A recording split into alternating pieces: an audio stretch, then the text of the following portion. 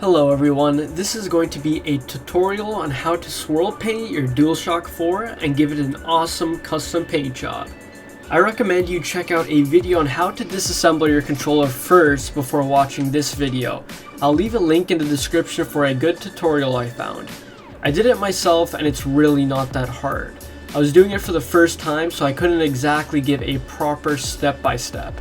Again, link in the description for that. Before we go any further, let's go over what you'll need for this project. You'll need borax. You can find borax in the laundry aisle of your local grocery store. A bucket. I use a storage bin because that's what I've been using for my other paint jobs, but a small bucket will be perfect for this size of project. Gloves, lukewarm water, a tablespoon, 320 grit sandpaper, paint primer, Rustoleum Painter's Touch Ultra Cover Spray Paint, gloss clear coat, and a fish tank heater is optional. The paints you should have no problem finding at a local hardware store. So at this point you should have a completely hollow shell in front of you. We are going to start by sanding down both halves of the shell with our 320 grit sandpaper. We just want to remove the top shiny layer of the controller so the primer has a nice surface to stick to. This is a very important step to prevent the paint job from peeling off. Now that our shell is nicely sanded down, we're going to spray a couple layers of black primer on both halves of the shell. After this is completely dry, I'm actually going to spray a couple layers of gloss black on the bottom half of the controller. I usually wait around 10 minutes between coats. I want to have a little contrast with my controller, so I'm going to leave one half gloss black and I'm going to swirl paint the other half with red, black, and white. Now we are going to prepare our water bucket for swirl painting. The best temperature for the water to be at is 25 degrees Celsius or 78 degrees Fahrenheit, so a little warmer than room temperature. If you are using a bucket, then a fish tank heater will do the trick and get you to the exact temperature.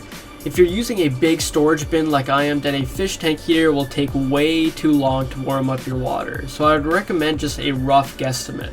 As long as it's lukewarm, you'll be just fine. Now after you fill your bucket of water, we're going to add in our borax.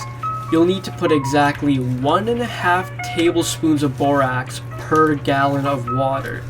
So for my case, I have around 74 liters or 19 gallons of water in front of me. So I'm going to add 28 tablespoons of borax. After you add your borax, mix it in with the water. The water will look super cloudy. Just wait for it to settle down a bit so it doesn't look so murky. Now let's get into painting. Get your Rustoleum Ultra Cover Spray Paint and just go back and forth with all the different colors you have. You want to be somewhat quick with this process as the paint tends to dry rather quickly.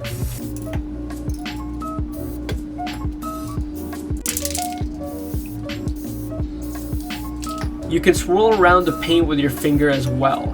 Now take your shell and dip the object at a 45-degree angle. You do not want to dip directly on a flat surface. And take it slow. After your shell is completely submerged, clear the top of the water from any paint using your hand. If you remove the shell without clearing the water, the paint will reapply on the controller and it'll just look nasty. Now remove the shell from the water and hang it up till it's completely dry. After your two halves are dry, you'll want to spray a couple coats of gloss clear coat for protection. After that, reassemble your controller and now you have a completely custom made controller.